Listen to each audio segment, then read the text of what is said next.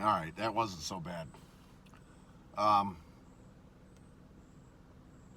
I guess we hired a new guy. No idea. I guess DTR's training him. I guess he's a good shit. He's 60 years old. He's made something of himself. He's just doing this as a. Well, he's kind of pulling a Mia. He's doing it. He doesn't need the money. He doesn't need to work. He's a success. He's just doing it to stay occupied and challenged in life. And he's a good shit. I actually can't wait to meet him, I guess. But I'll see him at one of the upcoming schools, I'm sure. But so DTR's been training him, right? And before DTR started training him, the guy ran with the self-proclaimed best tech in the company.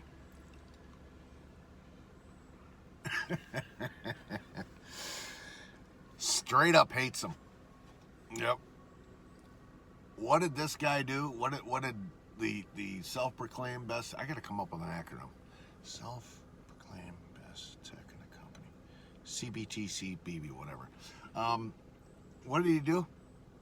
He, number one, he would go in on calls on diagnostics, and in some instances he would actually take the unit apart, but in most cases he didn't. He just ordered a bunch of parts. Remember what I said? Throws everything at it, including the kitchen sink.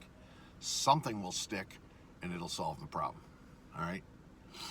And this guy used to run a maintenance company. He had his own maintenance company, like a property management company, taking care of apartment complexes and stuff. So he has to order parts. He has to fix things and stuff. And he raised an eyebrow. And he's like, why is he ordering so many parts?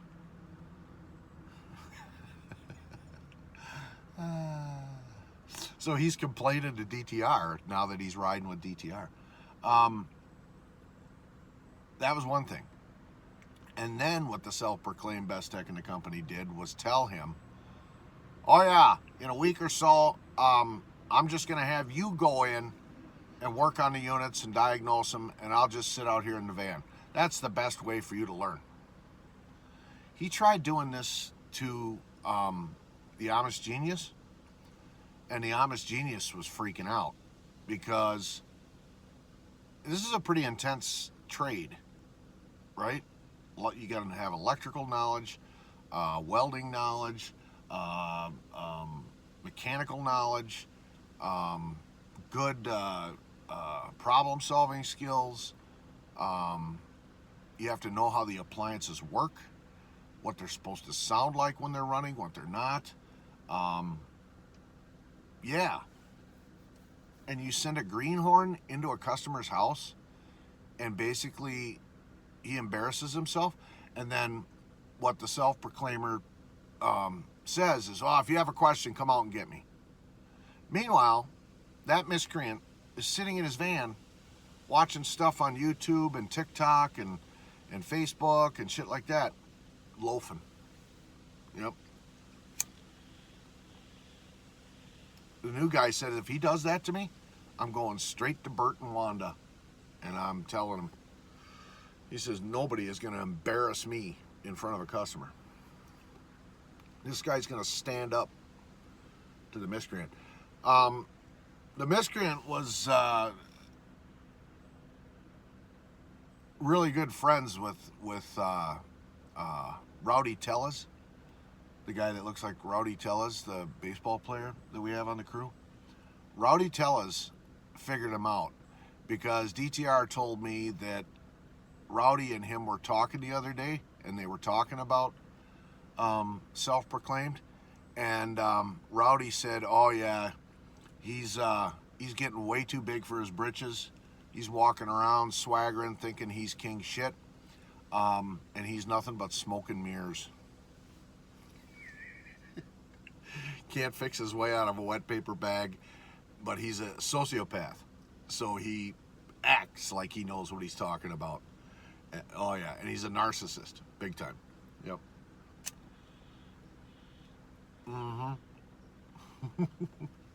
He'll argue with you when he's wrong, and you can prove that he's wrong. Yeah. And then he'll get violent. Yep. Oh, yeah. Apparently, he's popping, according to the new guy who had to ride with him, he's popping caffeine pills like Tic Tacs. The miscreant is trying to quit smoking. And instead of being a tough guy like he proclaims he is and just quitting cold turkey, like I did, except for this, which is nowhere near the same as what I was smoking, he's now supposedly popping caffeine pills. And what the new guy said was, in the morning, he's somewhat normal and mellow, and by noon, he's all jacked up, wired for sound, and twitchy and freaking out. Road rage. When he accelerates from a stoplight or a stop sign, he puts it to the mats. He's yelling out the window at people if they're not turning the corner fast enough from a stop sign or something like that. Oh, yeah. Yeah, and then he starts talking really, really fast, and the new guy can't understand what he's saying. It's like gibberish, like he's speaking in tongues. And the customers can't understand. So the new guy's been in a house with self-proclaimed, and self-proclaimed is just blah, blah, blah, blah, blah, blah, blah. You know, less is more. That's what Jeremy says. Shut your mouth, do your job, get the hell out of the house. This guy's sitting there running his mouth, but you can't understand him. And the customer ends up looking at the new guy. I can't remember his name. Rick. Looking at Rick. What's he saying? What's he talking? Can't understand. Self-proclaimed is not long for this world at this company. I told DTR, because DTR told me back in the day when I first started here 10 years ago, he told me the way this company gets rid of people that they don't like or they don't want or that aren't working out is they actually give you a promotion from your current role. Yep, they give you a promotion. You get all excited. You get all wound up. You know, I got promoted. In the case of the self-proclaimed, he gets a big head. Goes to his head. He thinks he's a big shot now. I'm in charge. And they have you work in that new position for a month or two. Because you basically have another 90-day probationary period. You're starting a new position. It's a new job. So you're under a 90-day probationary period. So they have you work, and then they fail you. Self-proclaimed, it's not working out. It doesn't seem like you can handle the responsibilities of the job. It's a little too much for you. We're going to have to phase you out. And then your natural inclination is to say, wait a minute, I'll go back to being a road tech. Ooh, we already filled your position. We don't have anything for you. Bye now. I got a feeling that's what they're doing to self-proclaimed. You know, they're setting him up to fail.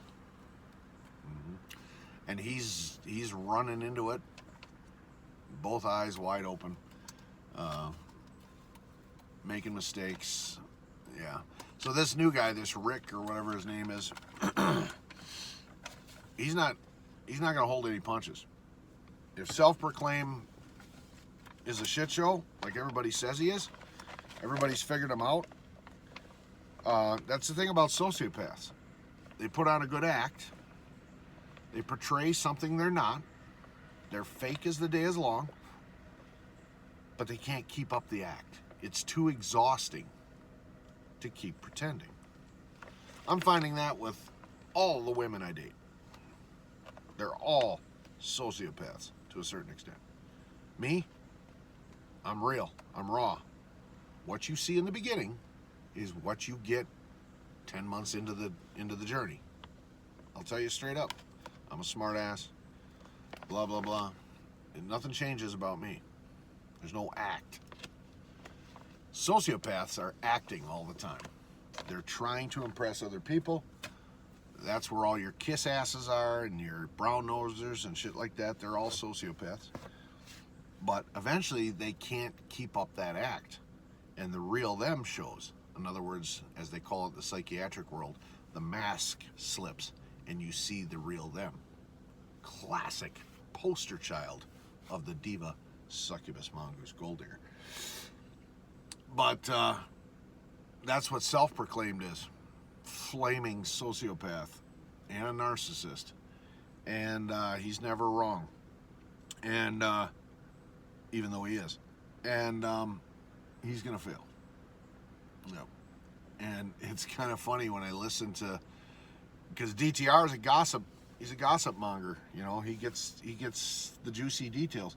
So when he's talking to Rowdy Tellez, and Rowdy Tellez, who used to be tight with self-proclaimed, now is saying, no, he's nothing but smoke and mirrors. He's a fake. He's fake as the day is long. He's gonna fail.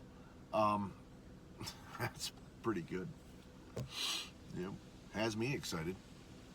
Because one of my fears was, there's a possibility the seriousness of what JC experienced with his heart exploding, and then open heart surgery, and now kidney failure, and blah, blah, blah. He might never come back. I don't mean to life, because he's hanging on in that area, but he might never come back here to work as service manager. So that leaves an opening, right?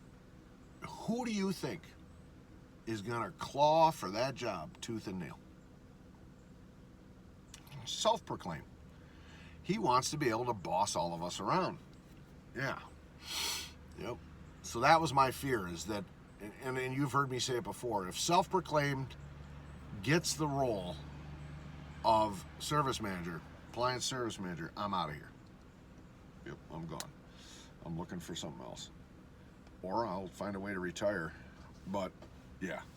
So, interesting conversation. But DTR was looking for parts. Hey, do you have a spacer and a bolt up there? No, I don't. Well, it's not here either, so that means I got to go all the way down to Point to get it. I'm like, hey, there's hours for you. Yeah. I guess they fired the scheduling girl that was doing the scheduling. See, he finds out all the details, right? Which explains why that other day they ran me all the way down to a town called Scandinavia for a 2-man call. Remember what I said? I'm pretty sure the person that's doing the scheduling saw the words 2-man call. Oh, we got to find another guy to send with self-proclaimed. And she put it on me. And it was an 1.5-hour drive one way just to get there. And then walk in, self-proclaimed goes, what are you doing here?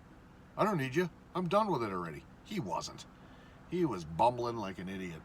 But as a sociopath, the narcissist, I got it handled. Really? That's why you've dropped 2 tools down into the appliance right now, and you're trying to fish them out with another tool and a magnet, and yeah, and you're putting a pulley, tensioner pulley system on a dryer, an Electrolux dryer, and you're coming at it from the backside through the little opening where the wire harness, the plug-in cord is wired up, when you should be taking the whole front off the machine and coming in from the front. Oh, yeah. So they got rid of that scheduling girl because they called her on the carpet on it, I guess.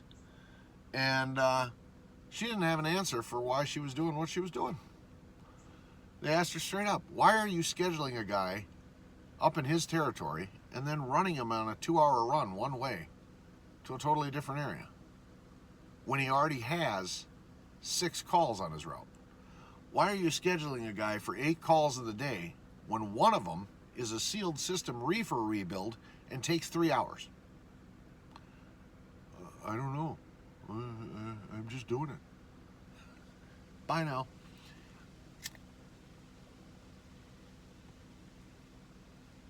Yep. So, yep. Interesting times around here. That's for sure. And today's a case in point. Yesterday, a solid 12-hour day. Almost a 2-hour run one way to get to my last customer, which is my customer in my territory. And then today, 2 calls, both of them diagnostics, both of them in the same area. I'll be done before noon. Feast or famine. Yeah. Yeah, this is kind of funny. I reached out to the DDC to, well, I can't actually call her that anymore because she hasn't crushed my dream. I was still able to get my dream, but that's the subject of this section of the rant. I reached out to her yesterday because I got a big clump of chicken of the woods mushrooms growing on one of my log benches out in the yard, and I don't like that stuff. So I asked her if she wanted them, and she said yes. So I told her, I said, well, I'll swing by your place on the way down to the Turd this weekend and drop them off, do a DoorDash, right? So we got to talking about this and that, and right away she was kind of sort of doing a comparison between herself and Mia as to who would be the better choice. And she's not wrong in that. As far as money goes and ease of living, she makes a good income, right? Mia doesn't. Mia doesn't have access to her fortune either. So it's basically like hitching my wagon to a welfare recipient of sorts. Right? But that subject turned into a pissing match where she told me, yeah, you wouldn't have the lake house if it wasn't for me and it wasn't for your dad. So don't think you've accomplished anything. I'm paraphrasing. Don't think you've accomplished anything. Other people did it for you. And I told her, because I'm not a narcissist, I said, you're right. Yep. Her and I started the process of getting the house. Her and I being together and being joint applicants for the house is what allowed the house to happen, right? 2 incomes. I had a great credit score. She had a satisfactory credit score. That's what allowed this to happen. And then her mask started to slip. And I saw the real her. And I realized, this ain't going to work. And she ran away. Then my dad steps in and saves the day. Gives me my inheritance early and buys half the house. So yes, she's right. Without my dad, without her, I'd still be living in that piece of shit trailer down south. So she threw that at me as an insult. Prior to that, she was bragging and saying, oh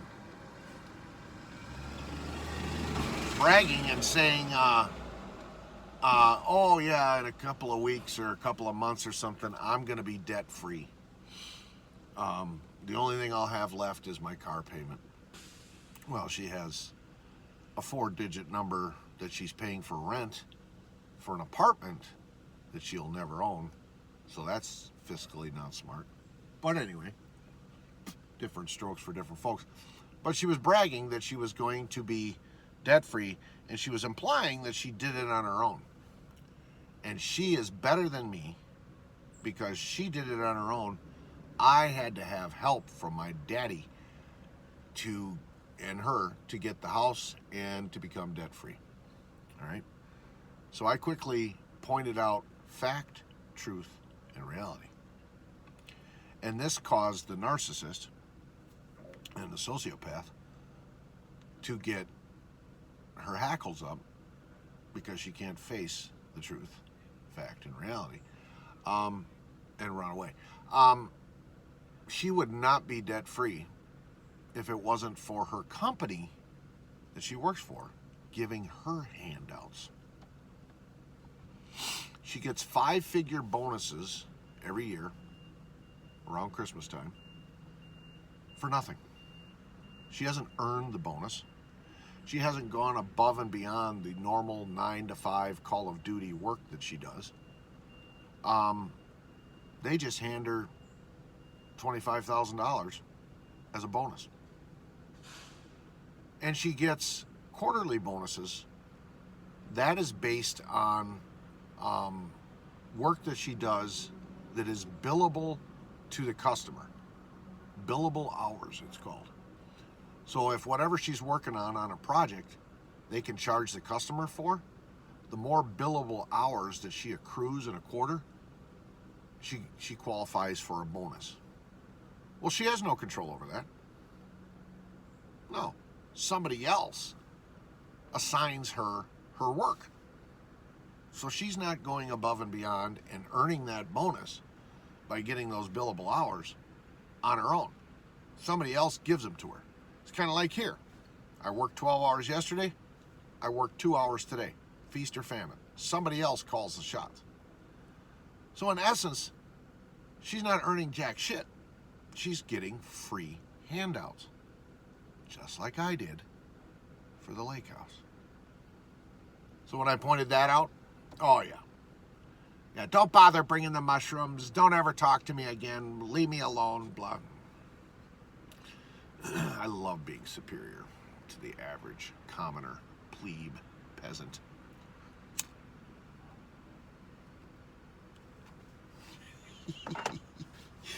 Yeah. Don't baffle them with bullshit. Dazzle them with brilliance.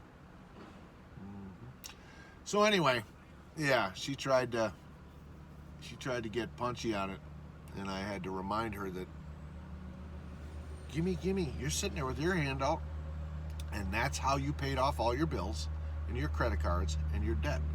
Don't sprain your elbow, pat yourself on the back, because you didn't do it. If it wasn't for your bonuses, you would be a broke loser living paycheck to paycheck, just like I am. Yep. All right, on that note, I've been sitting here an hour. I probably should get on the road. So, yeah, we'll go less than the speed limit. We'll milk it out as long as we can, with permission. So, talk to you soon.